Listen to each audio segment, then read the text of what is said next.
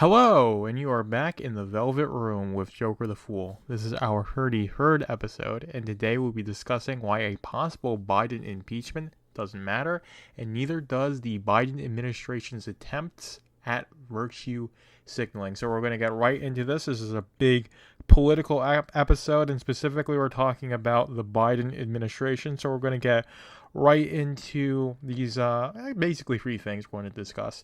And the first one is being another impeachment is on the line, possibly. So, if you don't know about American politics, I will inform you that the House of Representatives is Republican controlled, which is the opposing party to the president. Joe Biden's a Democrat.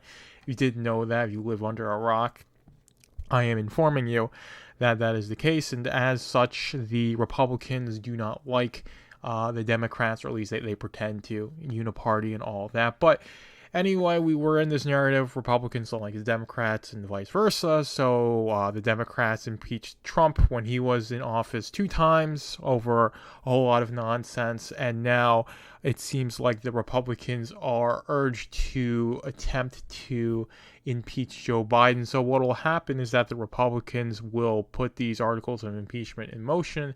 The House will barely pass it, and then this will go on to the Senate, where you'll have a trial where Joe Biden will be on trial for various things. It'll probably be related to his business dealings with Ukraine, a lot of stuff involving his son, and all these sorts of things. There's a lot of very unethical and definitely, I would say, illegal stuff that he's engaged in throughout his political career. That would include his presidency for sure, but of course, it's all covered up and denied because he's got a D next to his name, and he's doing basically the rubber stamp for whatever the Uni Party wants him to do. So he's definitely going to be protected. But anyway, this would go in front to the Senate, and the Senate would basically hold a trial where the 100 senators are jurors.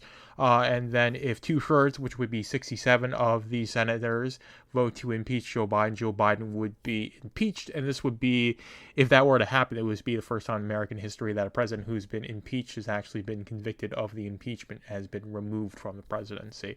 That's never meaningfully happened. So you had Bill Clinton, who was impeached back, I think it was 99.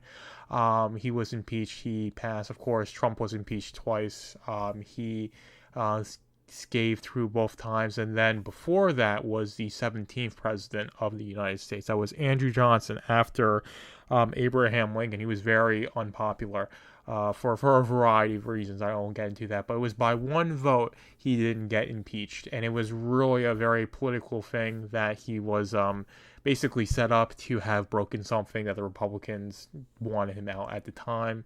But it was a very complicated thing. But anyway, by one vote, he was not impeached. He served out the rest of his term, and then he basically fucked off from politics for the rest of that, because his political career was over after his short-lived presidency, where he just basically served out the rest of Lincoln's second term. He was voted in for, I believe. Yeah.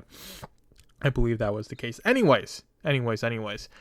None of this really matters in terms of, let's say Biden does get impeached, because most likely it will fall down party lines for in the House and the Senate, where you'll have you aren't going to get 67 senators to vote. You'll have maybe if you're lucky, all the Republicans, and that's 50, vote to impeach Joe Biden, and then you'll have all the Democrats support him. So it'll be a split vote, and you won't have you won't have them get impeached. You won't have them be convicted of the impeachment at all, because you need to for 67 in order for that impeachment to happen. So one, this is really just all political play to distract people, to make it seem like the Republicans are holding this administration accountable and all that. It's all nonsense. It's just like I said, it's just political theater to keep the lemmings entertained, and to think like, well, if Joe Biden gets impeached, that's going to solve things. Well, then Kamala Harris becomes president, and things don't get much better. And let's say you get rid of all those people, and Jim Jordan becomes the sitting president. It's not like things are going to get any better. These are all uniparty establishment leaders, and they're going to lockstep in key with what the UN, the WEF, what Media Matters, what all these big legacy institutions that hate the average person want them to be, want them to own nothing and be happy about it. That's what they want. And want you living in the pods and eating bugs. That is what they want. That's what they're pushing for, and that's what all the talking heads are getting paid to push behind the scenes. And if Biden gets out the way, they're just going to have another guy take his place and push that, which is the same thing you're seeing in academia as well. You're seeing it was the UPenn president who stepped down. People are celebrating that. Whoever's going to replace her is going to be just as bad, and the culture in academia is fundamentally flawed. The same thing with the state institutions. Of course, being anarcho-capitalists, they say tear it all down to the ground in a peaceful manner, and we have a individualist volunteer society that would be the best thing. But boy can dream, can't he? That's the preferable thing. But you have such a broken, flawed culture on Capitol Hill that no matter who's the head of it, is going to be this broken system that's going to just make things worse for the average person. And that is the issue that I have with thinking this impeachment of Biden is going to do anything. If it even happens in the House and it gets passed through the House, which decent chance it doesn't. You could have some Republicans defect and not vote, and you basically need all Republicans in lockstep with it, which I'm not even sure they can do with how weak and ineffectual the Republican Party is. And then, of course, let's say it does pass through the House. Like I said, you need 67 senators to vote for it, and there is no way in hell that's going to happen. So this is just going to be a whole bunch of nothing, basically like it was with the Trump administration. It's just more, like I said, political theater, and that is the best way to describe it. And next, we're going to move into more theater, virtue signaling. So initially, this was a dog is barking. If you heard that, I'm sorry, but initially I saw this headline where the Biden administration is going to be celebrating Hannukah because they're scared of anti-Semitism rising. Of course, we talked about this in the last episode, I believe. So check yet. I believe we talked about this in the last episode, number 32, with academics being all defending genocide. I was just talking about the former president of UPenn who resigned because of she and her colleague at Harvard were defending these students who were all in on saying the Jews should be genocided because the whole Palestine Hamas war, or the Israel Hamas war. And of course, you see a lot of people who don't like the Jews. Now, of course, a lot of this comes from young urban lefty college campus types who are viewing this as a race issue, who view this as being part of BLM. Now, of course, they're going to basically ignore all those people and say this is white nationalists who hate the Jews, and that's why they're doing this, and that's where all the anti-Semitism is coming from. I would bet my bottom dollar that that's what they're going to focus on, not focus on all the wokies that don't like the Jews. No one likes the Jews. It's basically, it's like libertarians. Someone likes libertarians, someone likes the Jews. But they're going to focus on that because any chance they can get to, make it seem like white nationalists are the biggest problem in the universe, and they're going to be the death of us all is a chance that they'll take. So I imagine that's what will happen during these Hanukkah celebrations. But this is all just virtue signaling to say, hey, we're good people, we care, we are these moral actors. I've talked about this before, the concept of moral capital. This is just a very weak attempt at trying to prove that they have the moral capital by doing these sorts of things. And another attempt, this is just happening today, going down that Zelensky and Biden are having a press conference where, Zelensky is going and begging for money from the U.S. taxpayer and the U.S. government because he just needs that money so badly to piss it away on God knows what. And of course, they're going to go and say this is a battle for democracy and freedom, and the Russians are evil and Putin's a fascist and whatever. It's just more virtue signaling. Say, the poor Ukrainians just need our money so bad. When people can't afford rent or gasoline or groceries these days, they need to, have their money be taxed from them, income tax before they even get their checks in their bank accounts. that money needs to be withheld from them and then sent to Ukraine, because, like I said, Zelensky and his cronies need that money much more than you do. Single mom in the inner city working 2 jobs just to keep food on the table, or basically anyone else in this country who's got to work to put food on the table. And as you know, for committing the sin of working, they have to pay income tax, right?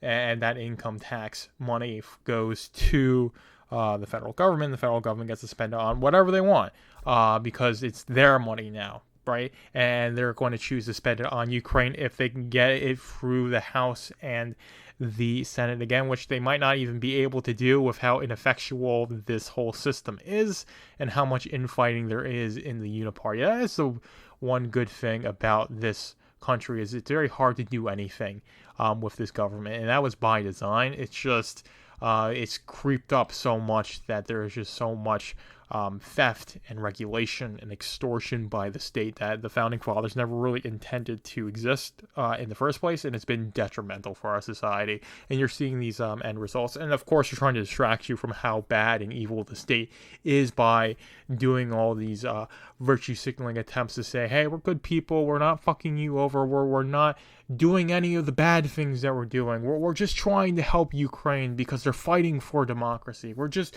trying to get everyone to get along. So that's why we're celebrating Hannukah. It's not because we use Israel as a forward operating base for our empire building in the Middle East. No, it's because we really care about making sure no one's anti-Semitic. It's all just a ploy. It's all just theater. They have an agenda at play. They want to build the American empire, as opposed to letting the BRICS empire take over the world. They want the American empire and the petrodollar to be the dominant force, and they use Israel as a forward operating base in the Middle East in order to do that. And also Ukraine is basically a way to keep Russia in very much in Eastern Europe, as opposed to creeping up into all of Europe. As well. So that's why Ukraine plays into it. And also Ukraine's got access to the Mediterranean Sea and those warm water ports. That's why Russia annexed Crimea. Doc and I have talked about this in Hump Day Potpourri, that a lot of these are strategic wars all over extremely lucrative, geographically advantageous trade routes with, like I said, the Mediterranean Sea and the Suez Canal. Access to that, and allows you to ship stuff all over the world if you have access to those warm water ports and those canals as well. And that's why we did a lot of empire building in Latin America to get access to the Panama Canal as well, because that opens up a lot of trade routes as well. You don't have to go all the way through South America, you can just go for Panama. As well. So that's why, if you look towards history on why we did the things that we did, why, you know, any empire did things that they did, wars are just fought for survival and advantage. And if you're an empire, you're always trying to get that advantage over everybody in order to survive. You're always building that empire. You're always expanding and getting more resources and military forces and whatever it is, to have the most amount of chess pieces on the board so you can take out basically anybody. And at that point, you don't want anybody left standing, so you just win the game. And that's really what the end game is. You both have these two imperial forces at play, and they want to be the only one who has all the chess pieces on the board.